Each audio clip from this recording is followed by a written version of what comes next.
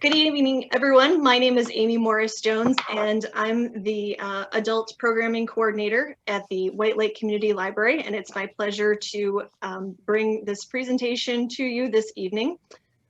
Before we get too far along here, I just wanted to remind everyone that this presentation is going to be recorded, and we'll send out the link to you and also post it on our library website. So if you'd like to share it with anyone, you'll be welcome and encouraged to do that. We like to pass along the information as we can. All right, with that out of the way, I'd like to introduce you to tonight's speaker. Ron Rademacher is an author, he is a podcaster, he is a traveler, and I think I can safely say this, a lover of all things Michigan.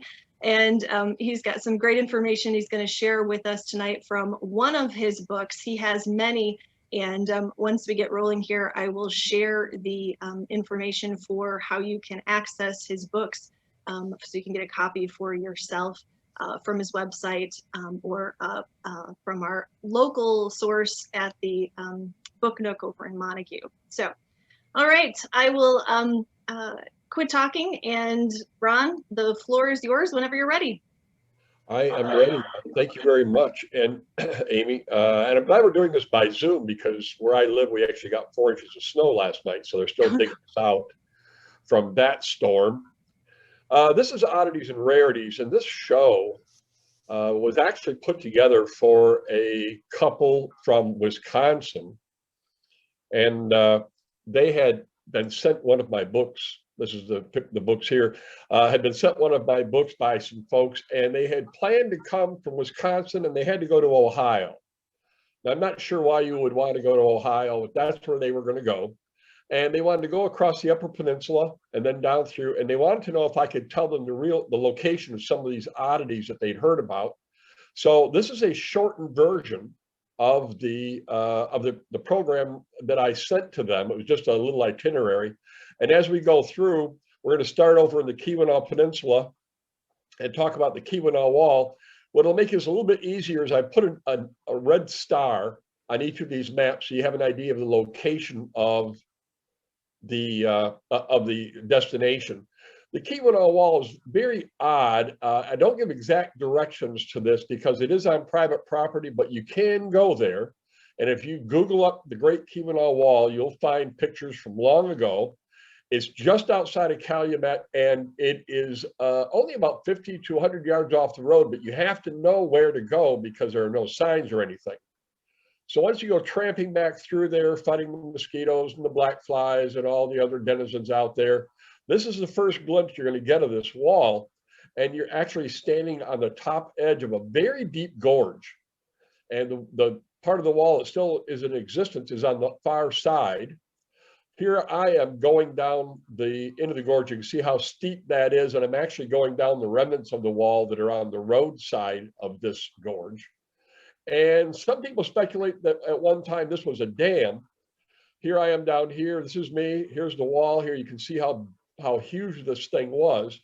And in this gorge, there's actually a stream. So some people speculate that this wall is man-made and was actually going to be used as a dam to create a pond of water. I don't know.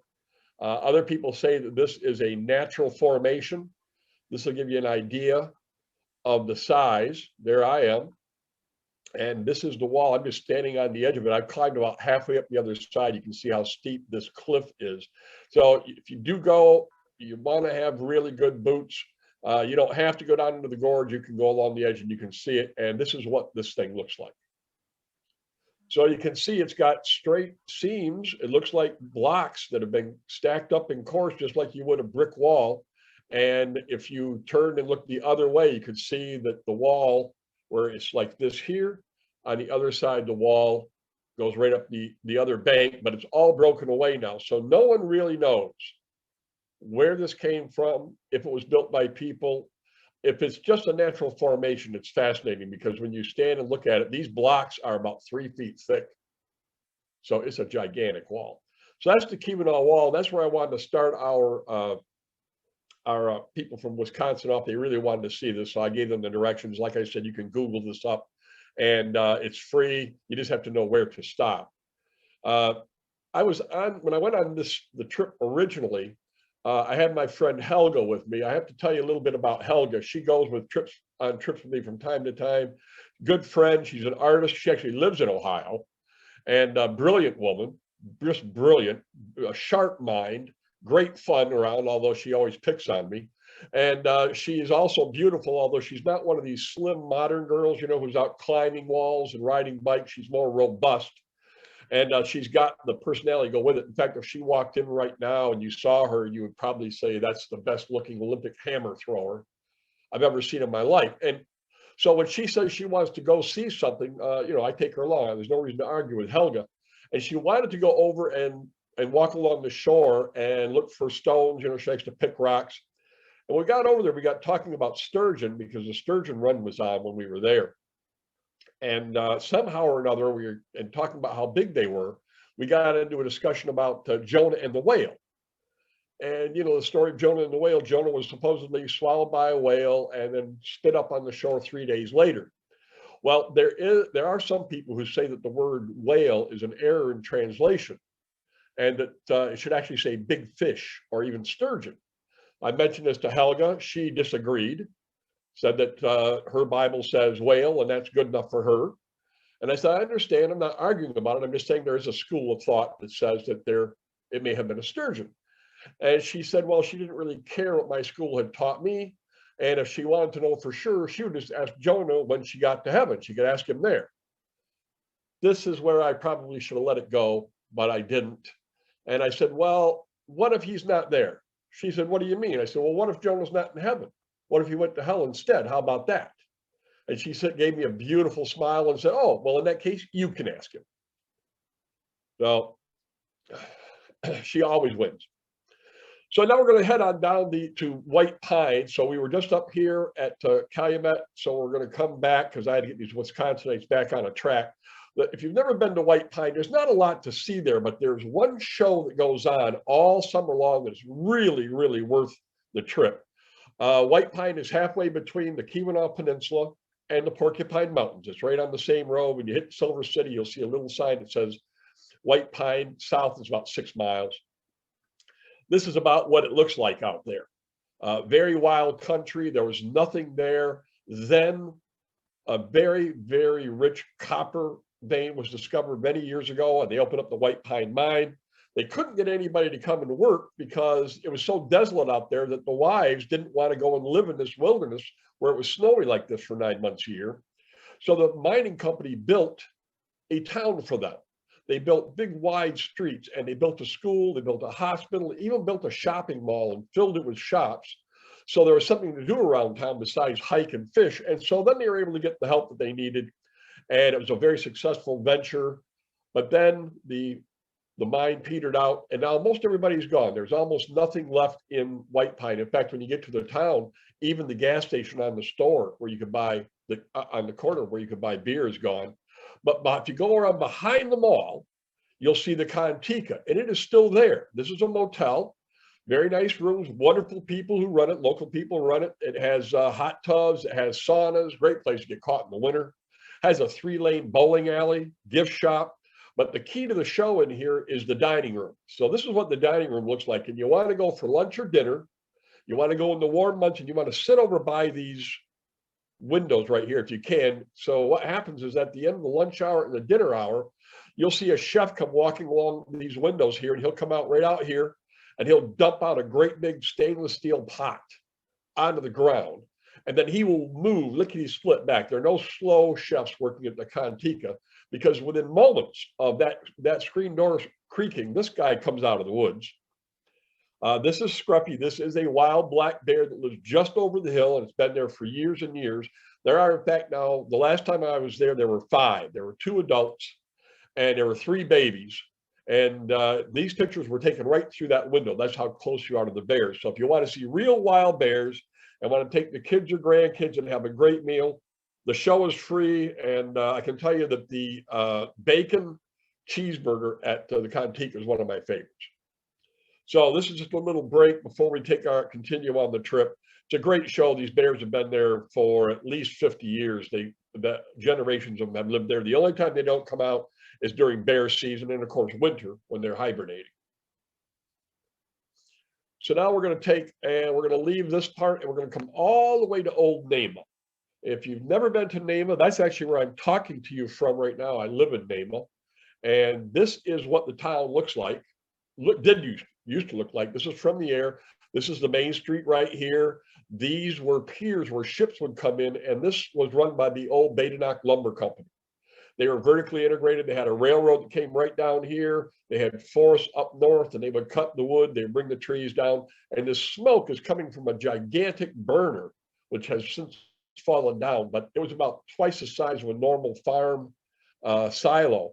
It was triple lined with fire brick, and instead of pushing all their sawdust into the lake like so many companies did, they burned it 24/7 and they burned it up. So that's what the old burner was. That's what Nama looked like. Now all this shut down back in the 1950s, and today what you have pretty much all that's left is the Nama Inn. I'm at the back of it right now. Way back here is where I'm sitting, and over here is the general store, which we'll come to in a minute. But Charlie and Lori McIntosh bought this inn about 12 years ago, and it runs the whole town now. Great food. It also happens to be haunted. If you like haunts, you can come, and the ghost now is a regular visitor. But the story here is really about Charlie hunting agates. He is a lumberman, and he's out in the forest marking trees for the forest companies. And one time he was up on the tip of the Keweenaw Peninsula. He was picking up stones, waiting for his other guys to get there, and he would throw these agates into a bucket, and then he would bring them home. And then later on, he would wash them up. Well, one time he went out to his garage to start washing them up, and he realized that one of the stones had strange carvings on it. This is what we call the McIntosh stone. I'll describe for you as best I can. It's carved on both sides. It has this vein running through it. Nobody knows what this is or what this is. Some people speculate that this is the head of a bird. That would be his eye and his bill. If you flip this over, some people said this was a crescent moon, but in this aspect, it appears to be a ship, a double-hulled ship. That's on one side of the stone. The other side, we always looked at it this way, and it was a real mystery. We thought this might be a spider. Here you can see his big fat legs and then big fat body. And nobody knew what any of this gobbledygook over here was. And one day we were looking at these pictures, and a woman was here watching the show, and she said, "Can you flip that over?" Her name was Dottie Parsons. I'll never forget her asking us. So we flipped it over, and she said, "Well, that's a man right there. And here is a man's face. Here's a head. That's his hairline. This is his eye. That's his mouth. And this is the haft of a sword, which he's holding up in front of his face like this. This is his shield. And these are he's kneeling. These are his shins. He's kneeling down. The spider is over here, but it turns out it's not a spider. This is another male figure. These are his shins. He's seated. This is his head, which appears to have a halo around it. And these are his arms up in the position of either supplication or perhaps a blessing. Finally, on this side, you might not be able to see it. This is another man kneeling, very small. These are his shoulders. This is the back of his head. He's holding a flag or a staff of some kind. So the speculation is now that this was some kind of an amulet or a symbol of authority for people who came over here in a great voyage. This stone has been dated to about somewhere between 500 and 1100 AD. But no one really knows exactly what it is. My speculation is that this was used in the copper trade when people were coming over to mine the copper. Now I'll give you another idea of how odd it is that this was found. It was found 50 feet above the shoreline, this tiny little stone. There's a close-up of the man's face. I don't know if everybody can see that, but that again is his hairline. There's his eye. This is his mouth. That's his sword. This is his shield. And that's how big this stone is. So that's a dime. That's how tiny this stone is. And the fact that it was ever found, and then that Charlie even noticed these odd carvings on it, is a real miracle. If you want to see it in person, come to Nama and come to the inn and let me know you're coming, and I'll make sure that you can handle this. You can bring your jeweler's magnifier or your loupe, your magnifying glass, so you can check it out. So that's the McIntosh stone. And to this day, no one really knows how it got to the tip of the Keweenaw Peninsula or what it was actually used for. There's a lot of different speculation. You can go to the website, and I have a whole range of information there about this stone that's too long for this presentation. And then the general store is worth visiting. The general store was exactly that. It was a general store for the people who work in the lumber industry. It's closed up now, and it's used as a performance venue. But we do give tours of it. Some of these products here, all these products were just left on the shelves, and they've preserved all this. And some of these you wouldn't even be allowed to manufacture today. So if you want to know more about the general store, if you've ever watched American Pickers, go to YouTube and Google American Pickers, name a general store. And Mike and Frank were here a couple of years ago and picked this store.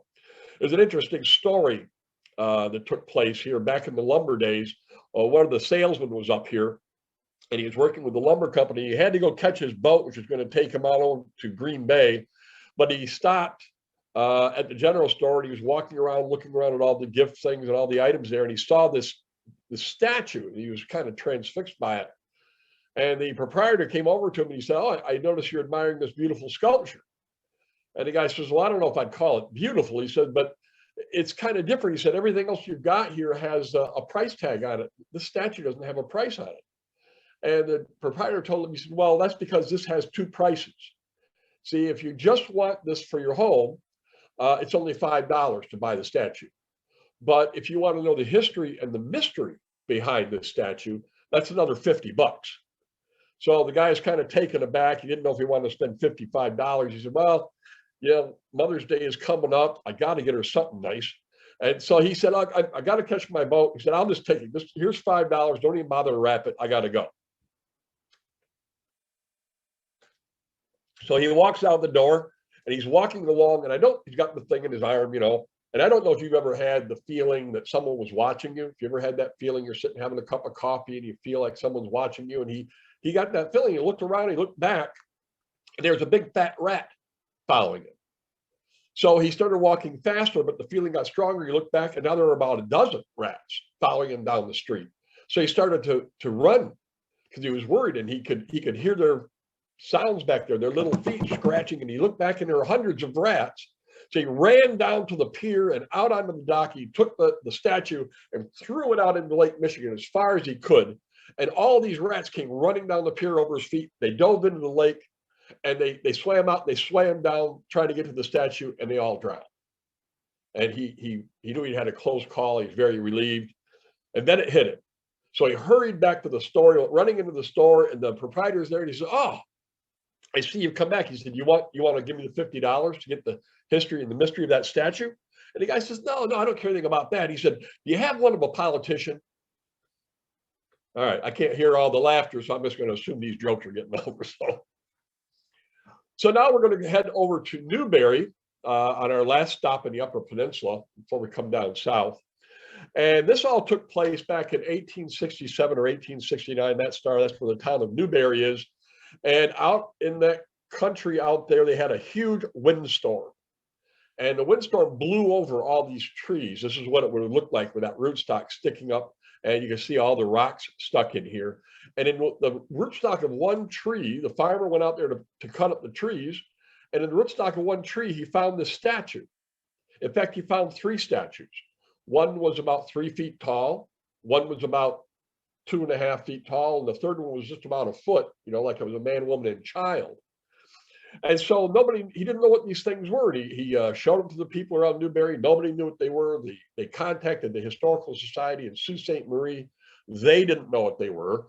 And they came down and they took pictures, and there was a lot of talk about it, but nobody really knew what it was. They sent a photograph off to the Smithsonian Institute in Washington, D.C. They didn't know what it was. In fact, they couldn't figure it out, so they just said that it was a hoax. And the statues were put away in the museum and were just forgotten. In fact, they didn't go to the museum first. They went back to the guy's barn. They were just forgotten. Then when he passed on, the kids found these things, and they were badly deteriorated, but they loaned them to the museum. And they did a little bit of work on them, and they published this picture. And this is what the original Newberry statues looked like. And there was also this tablet was also found with these statues, and nobody had any idea what these were.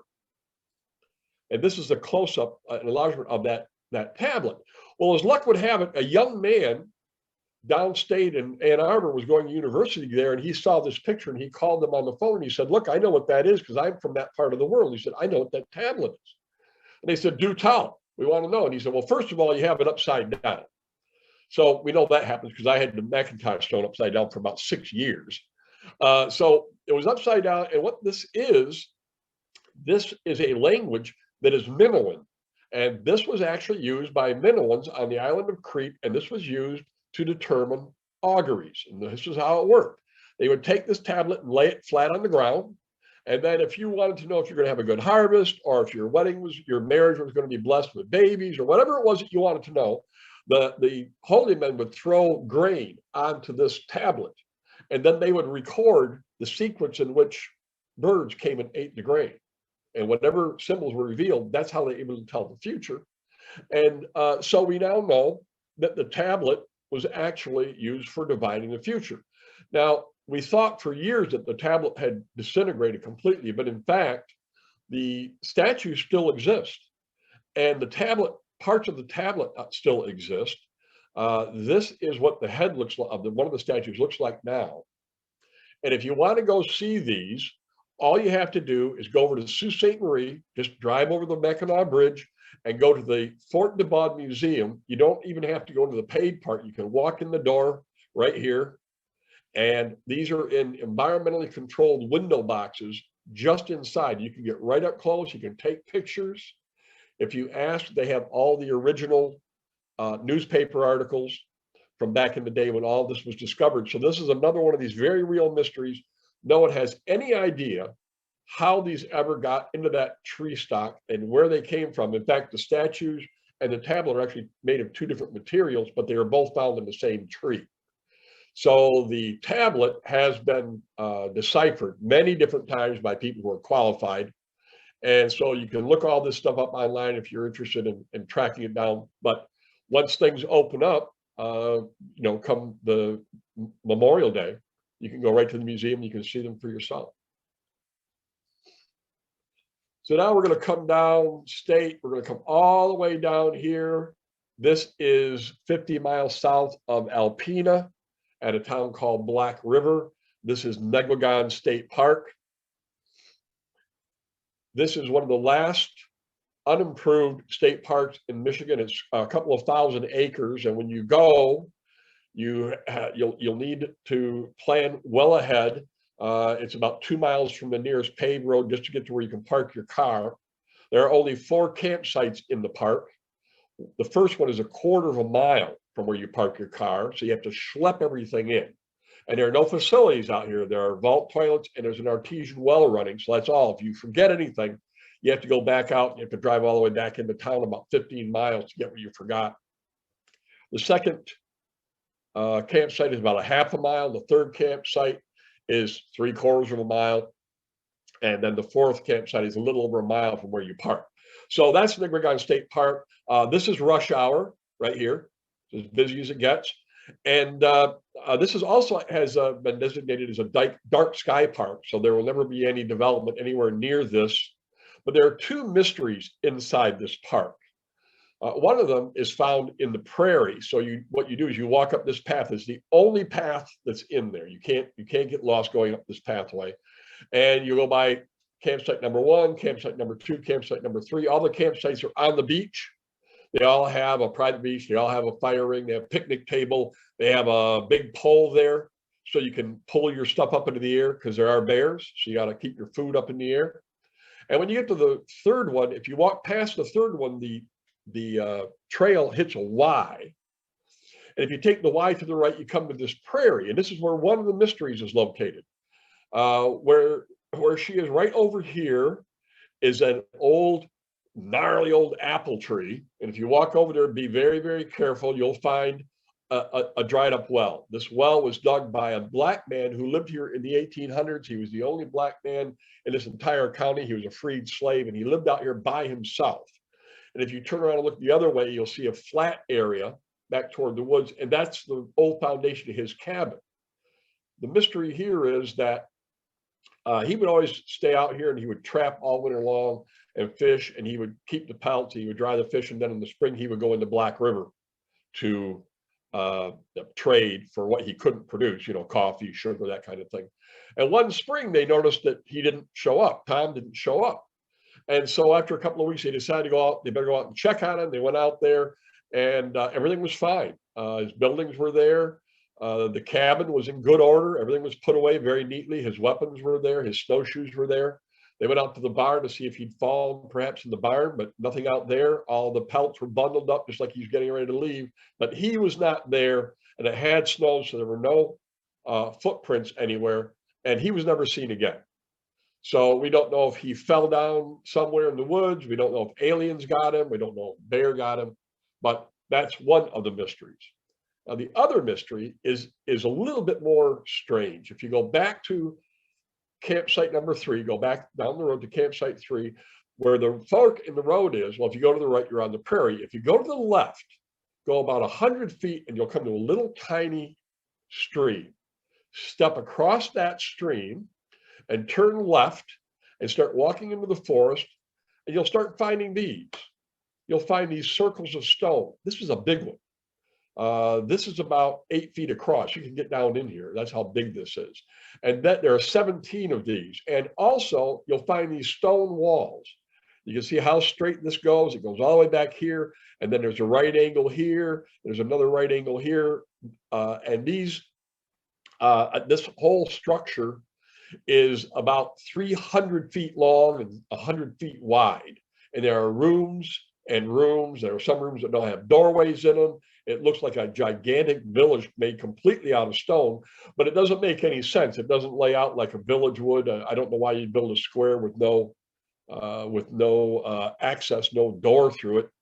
They've done a couple of archaeological digs out here. Nothing, nothing really in depth, but no artifacts of any kind have ever been found at this spot. There have been no bone needles found. There have been no places where fires were started. They haven't found any stone tools. So no one knows when this was built. Apparently the French explorers discovered this site when they came into the area. They asked the Native Americans what it was for. The Native Americans in the area said they didn't know it was there when they got there. And I've been to this site 2 or 3 times. I've sketched it out. I can't make any sense of it. It's very wild country. You can see here, you have to go right after the snow melts, or you have to go after the first frost, because this all grows up to about 3-foot-high nettles all through here. You'll never find this in the weeds, excuse me. And south of this, I've explored down south of this about 100 yards, and I think that there's a graveyard down there. It looks like burial mounds, but nobody really knows who built this, when it was built, or what it's for. But if you follow the directions I've given you and you go at the times of year, you can walk right down there. It's still there. And the only reason it survived is because this is inside of a giant state park. There are a couple of things like this around Michigan that were preserved that way. Most of it was lost to the lumberman or the plow, but this one is up there in Negwegon State Park. Sip of water. So now we're going to pop down here to Baldwin. And if you've never been to Baldwin, it's well worth going. The town is very cool. Jones ice cream is there. Some people say it is the best ice cream in Michigan. Generations of people have been going there. This isn't far from where you guys are. They're in Whitehall. And they have one of the great museums in all of Michigan. This is the Shrine of the Pines. It's only open in season. And inside this little building is the largest collection of white pine rustic furniture in the world. And it's all the work of one man, Raymond Overholtzer, built all of this. And they do give tours. I think it's like $4, really worth it. There are over 200 pieces inside. This is his dining room. This is his desk. And when they're showing you around, they'll reach down and hit one of these little burrs or one of these knots, and a little door will spring open. A lot of his furniture has hidden compartments in it. This is his the close-up of his dining room table. This is a single white pine stump that's 9 feet across. Somehow he managed to drag this thing inside. He was the caretaker for a lumber company, so he spent the winters there. And he hand sliced all this veneer you see here and inlaid it all by hand. He created the finishes. Everything looks just like this. The windows back here have frames that he also made, and the windows each have a sign on them that says, "Please don't touch the window," because they're not made of glass. They're made of some kind of crystal. And it's so clear that people are always going over and poking. You know, they're poking at the window to see if there's anything there. The real, this is his card table and another candelabra. Just beautiful, beautiful work, incredible work. I used to build rustic furniture. I was never able to build anything that rivals this. His real thing was the rocking chair. This rocking chair, you notice the handmade rockers. I was never able to do that. This is so perfectly balanced. They'll let you do it. You can go over and push this rocking chair and it will oscillate more than 50 times on one push. So the man was a genius in his work. And again, this is only open during the season, and it's just south of town. You have to kind of drive along from the little dinky sign. And they do have a gift shop. So this is well worth taking. If you got kids, they got to see this stuff, because people can't believe this guy built all this by hand. This was built before there were power tools. So he was doing this by hand, by kerosene light. Fantastic work. And the Pere Marquette River is right outside of those windows. I always like to go over there. This is the view from the museum. And one time I went over there, I just drove across the bridge. There's a little public access right down here. This is a world famous fly fishing river. That's the only kind of fishing that's allowed there. I went one time in the winter, so it was actually March. And I drove in, and there was a guy there with a little white pickup truck, you know, and he had a 5-gallon bucket sitting there, and he's putting something in the back of his truck. I didn't really pay attention. So I just wanted to walk down and just be near the water for a minute, because it's so perfectly beautiful. The air is perfectly clear. And I heard another vehicle pull in, and I turned around and looked, and it was the conservation officer, the DNR, was pulling in. And he got out of his truck and he walked down and he nodded to me. And as he goes by the little white truck, he looked down into the 5-gallon bucket and he stops and looks into it. And he looks over at me. He said, "Sir, is this yours?" I said, "No, it's not mine." And he said, looked at the other guy, said, is this bucket yours?" And the guy said, "Yeah, that's mine." And the officer said, "Well, I'm going to have to impound this. You've got adult trout in here. It's against the law. You can't be fishing for trout this time of year." And the guy said, "I haven't been fishing." And the officer said, "Well, you just told me these are your trout." And the guy says, "Yeah, those are pets." And the officer kind of looks at him and says, "Pets? What do you mean pets?" He said, "Yeah, the wife and I have a place up north of town, and she loves water features. So we have 2 water features in the backyard. One, she keeps these little fat koi fish in there, you know, fat goldfish. And the other one, we keep these trout. We caught them when they were minnows, and we took them home. We've raised them there. In fact, we've trained them. They're pets. They'll even eat right out of your hand. I've taught them a little whistle. I can whistle a special tune. They'll come right up and they'll eat right out of your hand." And the officer just kind of looks at this guy, you know, and he says, "Well, if they're pets, what are you doing with them out here at this river?" And the guy says, "Oh, well, that's my wife's doing. She's she's kind of a tree hugger, nature nut. She wants these trout to stay in touch with their inner fish. So she makes me bring them down here and let them have a swim in the river once a month or so, and they go for a swim 10 or 15 minutes, and then I take them back home. But she always, you know, that's what she wants." And he said, "How do you get them back?" He said, "I told you, I whistle the tune and they come right back." And the officer said, "God, I'd love to see something like that just once in my life." And the guy said, "Well, you're in luck. I was just getting ready to let them have their swim when you pulled up." The officer says, "Go ahead." So the guy goes over and he's pouring the fish into the river. He said, "Go ahead, fishies, have your swim, but only about 10 minutes now, because the officer took up some of your time." And he looks at the officer and he says, "She wants me to have them home before dark. She doesn't like me to be out with the fish after dark, because if I stop in a saloon, I'll forget I got them in the truck." So we're standing there and watching all this unfold. And then it starts to get dark, and the officer looks at his watch. He says, "Well, it's been about 10 minutes now." And the guy says, "Oh, yeah, it has been." And the officer says to me, he says, "Well, so when are you going to start to whistle?" And the man looks at him kind of puzzled. He says, "What do you mean start to whistle?" The guy says, "You know, the tune. When are you going to start to whistle the tune?" And the guy says, "I don't know what you're talking about. What tune?" And the officer says, "The special tune that brings the trout back." And the guy said, "What trout?"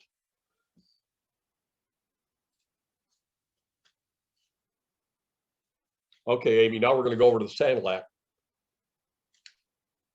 Now we're going to go over to the Sanilac Petroglyphs. This is where Port Sanilac is over here in the thumb. And there were firestorms in the 1870s in this part of Michigan, big ones.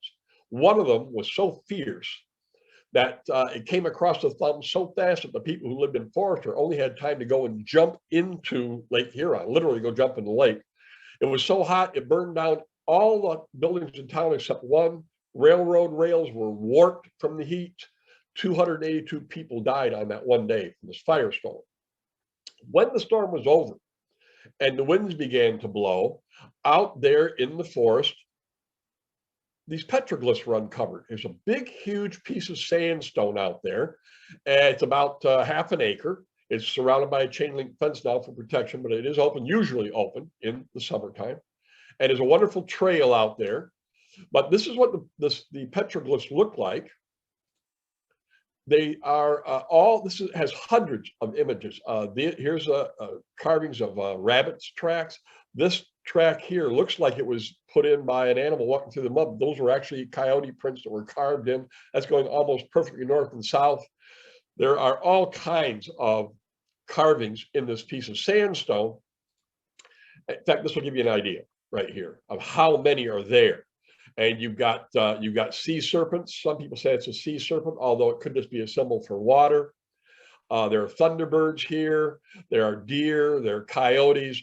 And then there are all kinds of strange symbols. For instance, this one almost looks like an airplane or a thunderbird. I have not done an in-depth study of this, but other people have, and you can find out a lot about it, and you can visit it. And no one's really sure which tribe carved these. So there's a lot of controversy about what all this means. Here's a few examples of close-ups, and I'll do the best I can to describe to you. Here's a coyote, of course. There's a bird print. There's a rabbit print. Here's a spiral. This is found in carvings all over the world. These are the only verified petroglyphs in Michigan. And then we got this guy up here, and he caused a lot of controversy because people said, well, this couldn't be Native American because Native Americans didn't wear conical hats. So it has to be something else. But it probably was Native Americans, and I'll show you why. I'm going to describe as best I can what this image symbolizes. And there are varying versions of this, but basically, this is an image of the holy man, the shaman of the tribe. And what he is doing with this bow and arrow is he is sending the tribe's traditions and knowledge into the future, that's symbolized by the arrow, by transmitting this information to the youth of the tribe. Everything was done verbally. There was no written language. It was all done with oral storytelling. So by telling the stories, he's sending the knowledge into the future for the preservation of the tribe. And this is not a conical hat. This actually represents the dual nature of humanity. One side is the mental side, the logical side. This is how the stories are preserved and told. The other side is the spiritual side, and it represents the holy man's prayers to the Great Spirit that he sends up to heaven, that the youth will understand the stories that he's told them and preserve the traditions and ceremonies of the tribe. So that's one interpretation of this. You can get other interpretations of it. In fact, if you can't get to the Sanilac petroglyphs, if you go to Soaring Eagle Casino, behind that is the Native American Cultural Center. They have a replica of the Sanilac petroglyphs in there. Now, the hand caused a lot of problems too. As you can see, this one has 6 fingers. Some of the hands that are carved into the stone have 5 fingers, and some have 4. Now we know that the 4 was probably, if you've ever seen Dances with Wolves with Kevin Costner, you might remember he found the white woman out on the prairie and she was bleeding. She cut off one of her fingers. That was something that they did when they were getting into mourning. She was going to mourn for a year, and that is to remind her to be in mourning for a year for the loss of her husband. Other people say that the 6 fingers tells us that either aliens carved all this or giants did it. So you can get the books on this at the Nature Center. You can also go online. I've got a pretty good explanation of the Sanilac petroglyphs there. But I doubt if it was giant, but we do have a story about giants. And this is the Cardiff Giant. Now, this story didn't start in Michigan. but part of it ends in Michigan. This is the Cardiff Giant. This is an actual depiction of the giant from a Barnum and Bailey poster. And the Cardiff Giant was found in upstate New York. The guy had hired some men to go out and dig a foundation for him. And when they're digging the foundation, they found an 11-foot tall, 3,000-pound giant. This is the giant as it was coming out of the ground. It's petrified. You see his hand there, his face. And it caused a tremendous amount of interest because, you know, in the Bible, it said there were giants in the earth in those days. And now somebody had gone and dug one up, and everybody was coming out to the farmer's place to see the giant. He actually put a tent over it and started charging 25 cents to come and see it. And P.T. Barnum heard about this. And P.T. Barnum headed out there. He wanted to buy the giant for his All-American Museum, which was in New York City at the time. But the farmer wouldn't let him.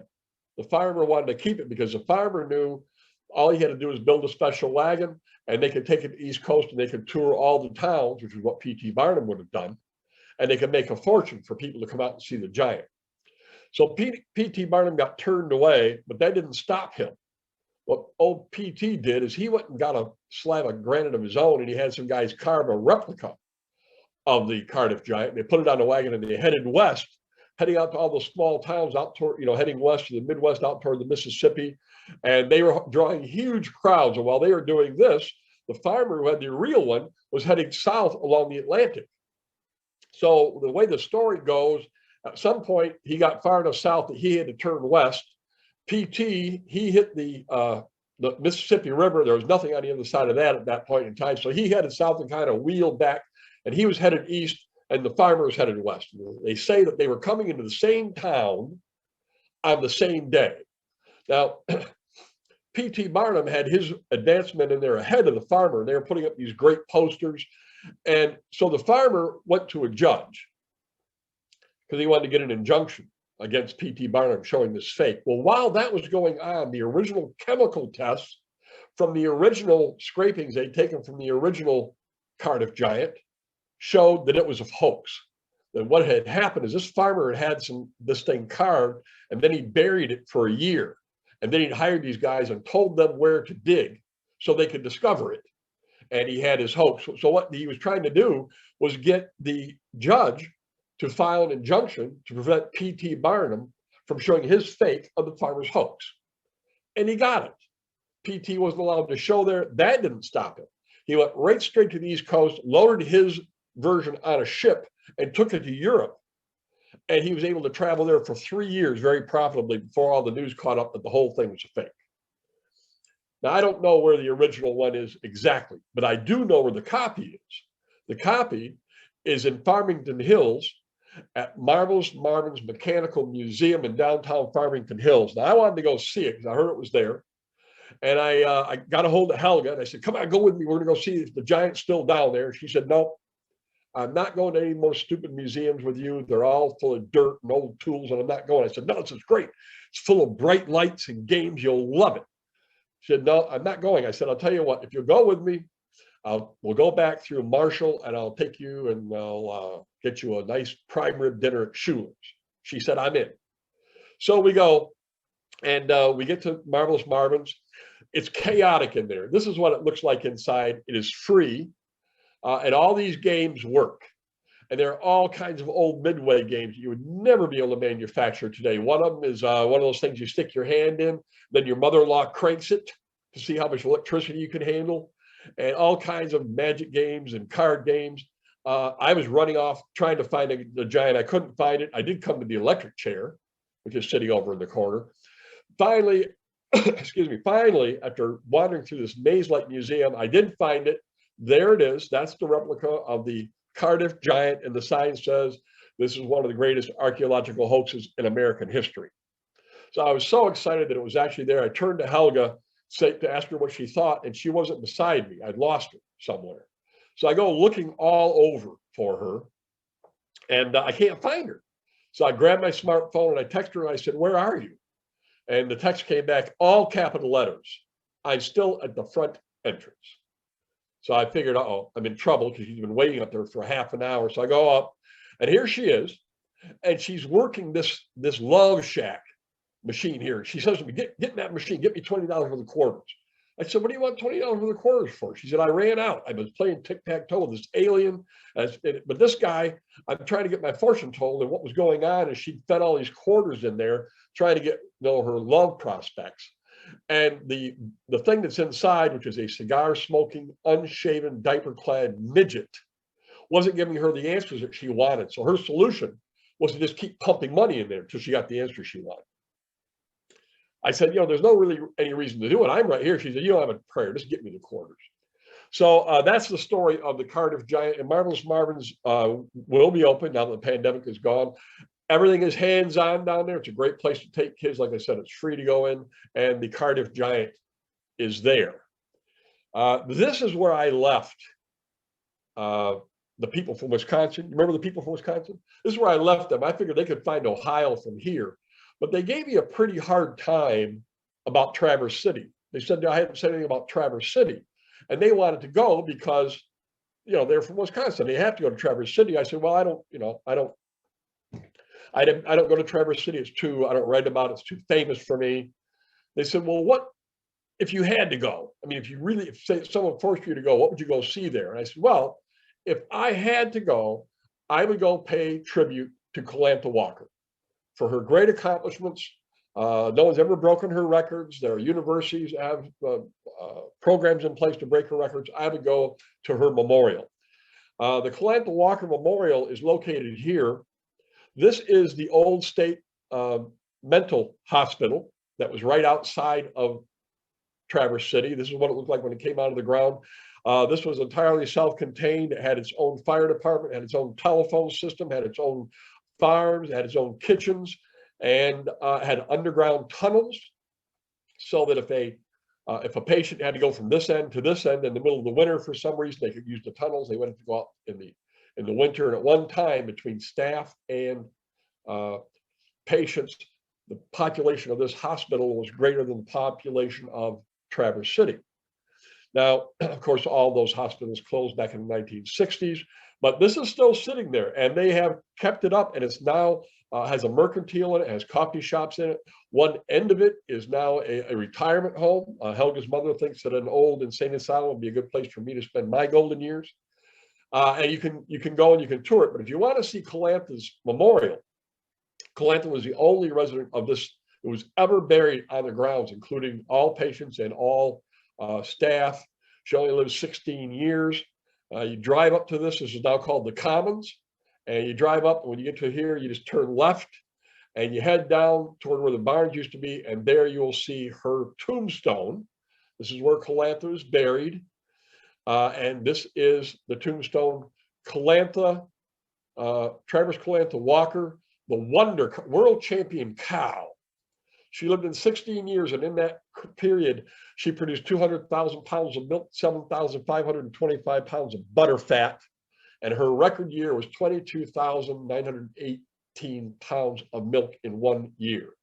And no cow has ever broken this record without the assistance of milking machines. Now, what I want to see are the forearms of the milkmaid who milked this cow, because I used to milk cows, and getting 22,000 pounds out of a cow, almost impossible. But that's the true story of Colantha Walker, and I believe it or not, I get more selfies sent to me from people who go and take selfies at Colantha's tombstone than any other thing that I talk about. They even have a festival of the Tomb of the Cow, usually in July, where they celebrate all things milk. So that is Colantha Walker, and that is our Oddities and Rarities program for this evening. I hope I didn't talk too fast. I'll be glad to take any kind of questions. I really want to thank you guys for letting me tell you a few stories.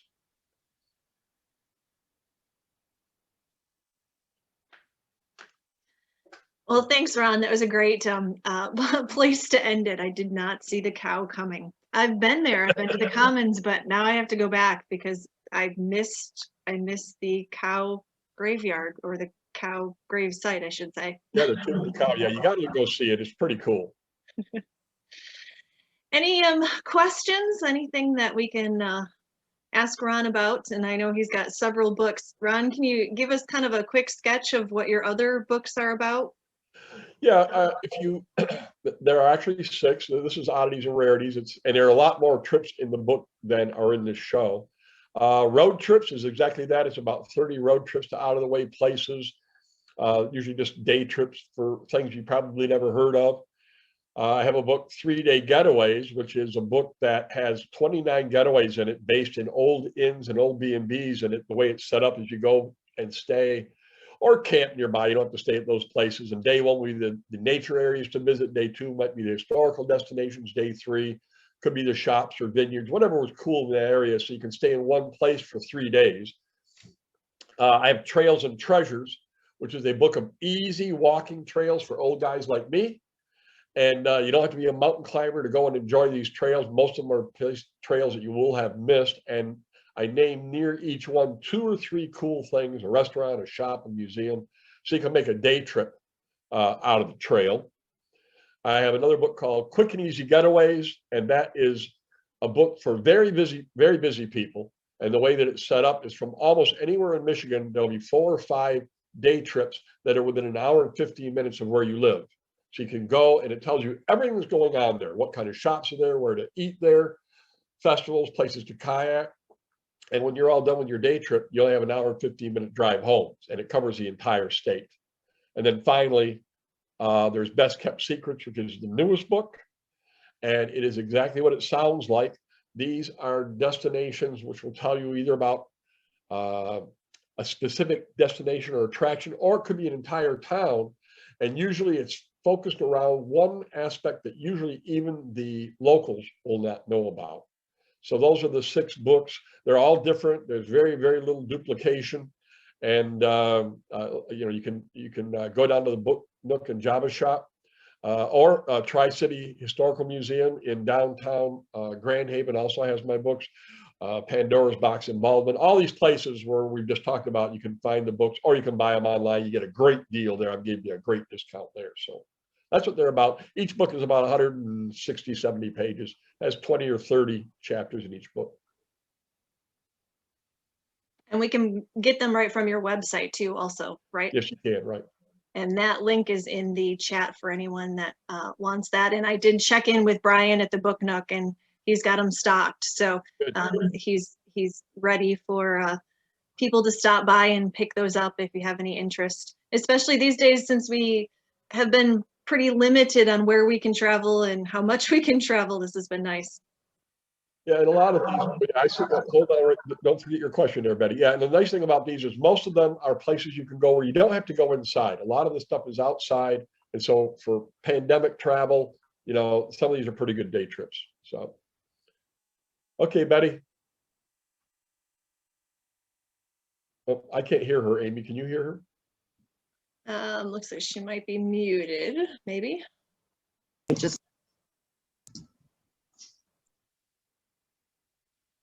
No, it's still muted.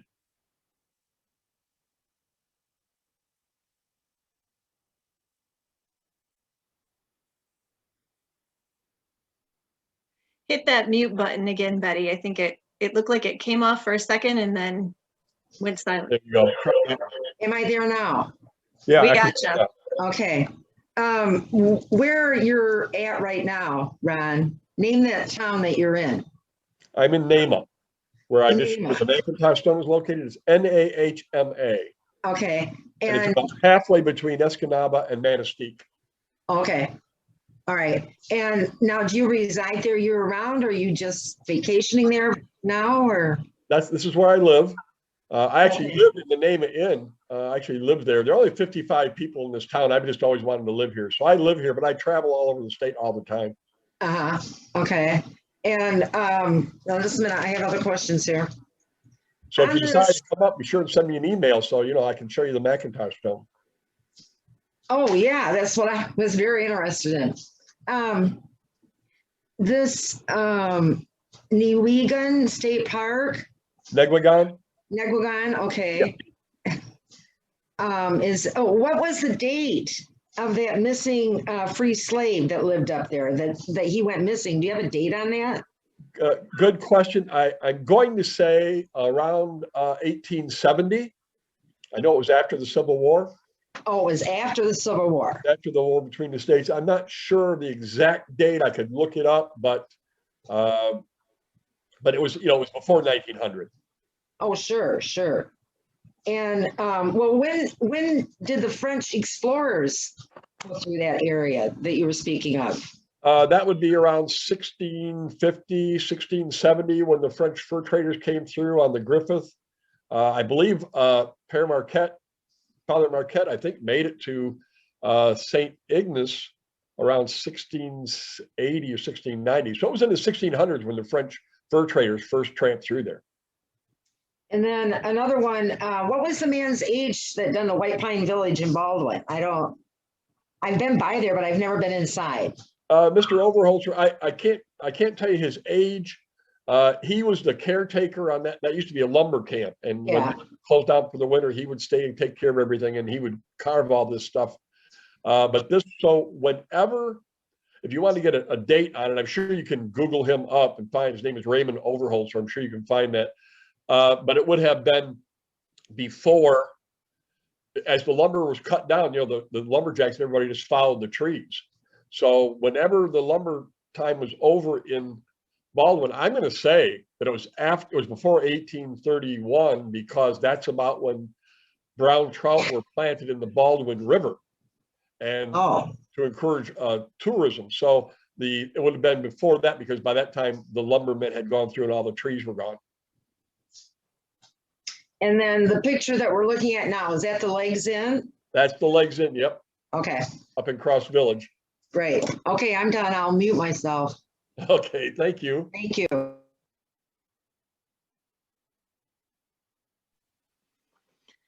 Any other questions? If you think of something after, you can always send me an email. It's ron@michiganbackroads.com, ron@michiganbackroads.com. I always check my email. I always answer all my emails. So you're welcome to send me an email. And if you do come this way, I can arrange for you to see that McIntosh stone anytime.